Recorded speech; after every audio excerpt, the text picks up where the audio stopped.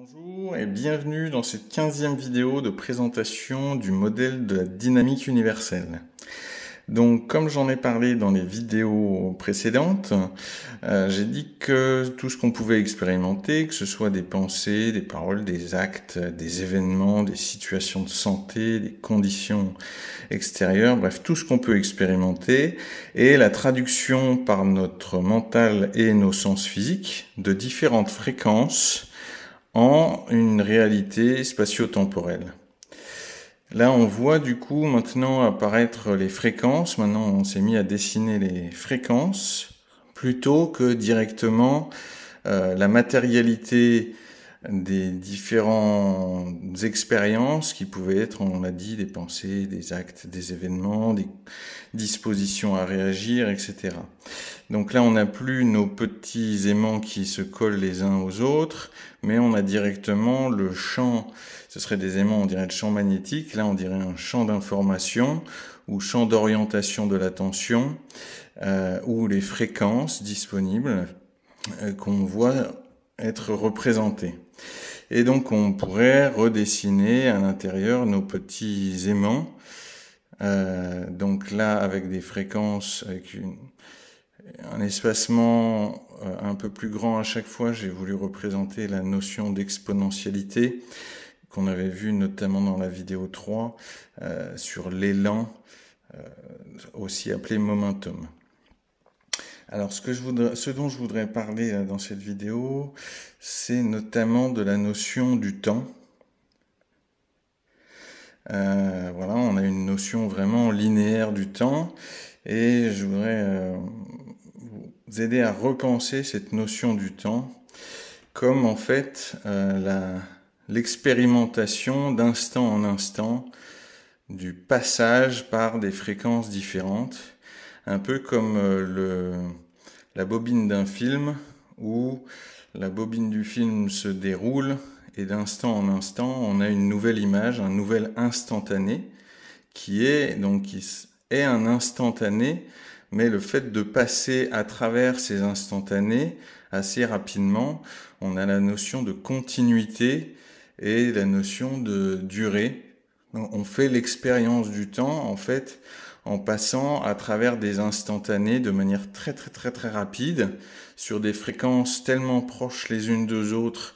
qu'on voit des choses qui restent stables, des choses qui évoluent mais relativement doucement. Et c'est la juxtaposition réellement de ces fréquences très proches qui fait qu'on a l'impression de continuité. Mais on peut vraiment développer l'idée qu'on passe en fait par des instantanés, des sortes d'images figées, des versions du monde ou des versions de la situation ou des versions de nous-mêmes ou des versions des autres, instantanées, mais on passe tellement vite que c'est comme le cinéma, 24 images par seconde. L'esprit, le cerveau n'est plus capable de voir les espaces entre les images et il voit ça comme une expérience continue. On en fait aussi l'expérience avec les ampoules, les anciennes ampoules, donc qui en fait s'allument, s'éteignent. Je dirais s'allumer, s'éteigner parce qu'on les utilise peu maintenant. Donc à une fréquence très rapide, donc notamment 50 Hz par exemple, c'est s'allumer, s'éteindre 50 fois par seconde. Donc on a vu 24 images par seconde, le cerveau n'est déjà plus capable de voir qu'il y a des stops, en fait, que ce sont des instantanés. Il a une notion de fluidité. Donc 50 allumages et 50 fois où l'ampoule s'éteint en une seconde, en fait, on ne voit que la lumière. On ne voit pas du tout le sombre. Donc là, c'est développer cette idée que notre expérience de vie, c'est également ça, c'est le passage par des fréquences qui sont des instantanés, mais ça se déroule tellement vite qu'on a la perception de l'écoulement du temps. Et cette perception de l'écoulement du temps, elle est due à là où on se situe sur le niveau de conscience qui correspond à la physicalité. Si maintenant on reprend ce schéma, on garde ce schéma, mais on parle plus là en termes de pensée, mais vraiment Comme on a vu que c'est un modèle fractal, on retrouve la disposition, que ce soit dans le très petit ou le très grand. Donc là, on va plutôt parler en termes de plan d'existence, plan de conscience au sens très large, comme j'avais commencé un petit peu à l'aborder. Et je vais juste introduire le fait qu'on a une perception du temps, j'avais commencé à en parler dans la dernière, extrêmement différente si on se situe à des fréquences très très hautes, proches du centre, de ce que j'ai appelé la page blanche, mais où il y a des événements, où il se passe des choses, où on a une conscience très aiguisée même de tout ce qui se passe, par rapport à un plan d'existence plus éloigné de physicalité, où j'avais montré qu'on peut avoir justement ce déroulé du temps,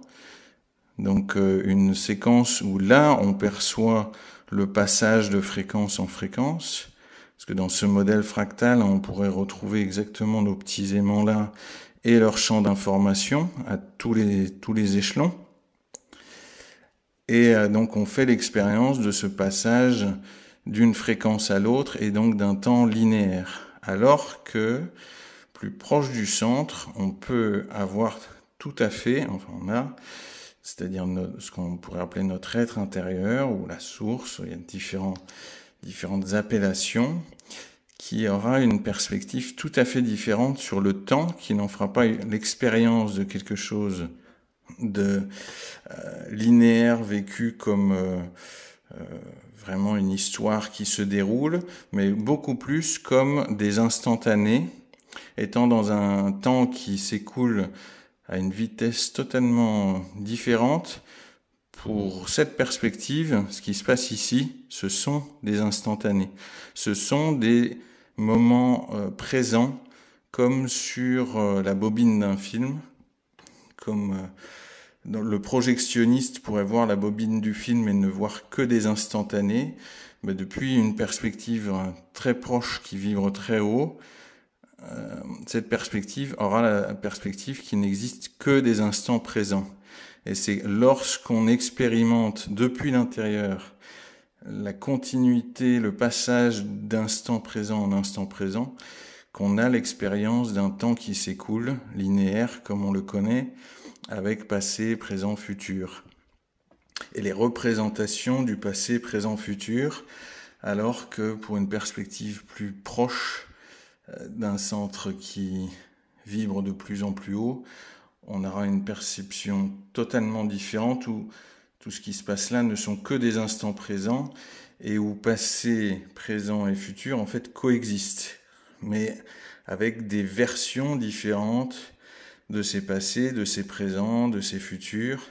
Donc avec plus on se rapproche du centre, plus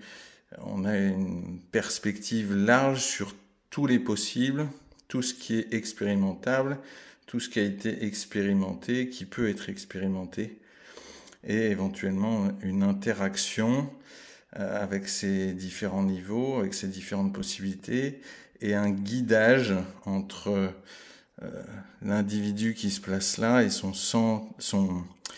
être intérieur qui est là, qui va pouvoir le guider notamment à travers ses émotions. Et là, c'est vraiment le sens de l'échelle des émotions, qui est un système de guidage pour savoir où est-ce qu'on se situe, est-ce qu'on va dans le sens du non voulu ou dans le sens du voulu à chaque instant. Plus on se sent bien, plus on va dans le sens du voulu. Plus on se sent mal, plus nos pensées vont dans le sens du non voulu. Et donc notre être intérieur, il est en mesure de nous guider à chaque instant, 7 jours sur 7, 24 sur 24, à travers nos émotions, pour nous dire à travers le langage des émotions ce qu'on est en train de faire. Donc voilà, c'était une approche du temps différente. Donc je redis, passer à travers des fréquences qui sont des formes d'instantané et donc faire l'expérience d'un temps linéaire, et puis à d'autres niveaux, avoir une perspective tout à fait différente, non pas sur un temps qui s'écoule de manière linéaire, mais d'avoir la possibilité de voir ces instantanés et de guider l'individu qui est une part de cette source qui est incarnée et qui fait l'expérience du temps linéaire dans le physique, guider à travers ses émotions pour que cette incarnation puisse expérimenter ce qu'elle souhaite et pas seulement ce qu'elle souhaite pas. Alors on verra dans les vidéos suivantes d'où vient cette perspective et j'élaborerai un petit peu plus sur la relation qu'il peut y avoir entre être intérieur et incarnation, disons individualité physique. Voilà pour le temps, j'y reviendrai également dans une autre vidéo. Les vidéos qui vont suivre, je vais justement commencer à faire le lien clairement entre des approches, des enseignements particuliers et le modèle que je vous ai présenté jusqu'à présent, pour aider à situer le modèle par rapport à des approches existantes et pour aider à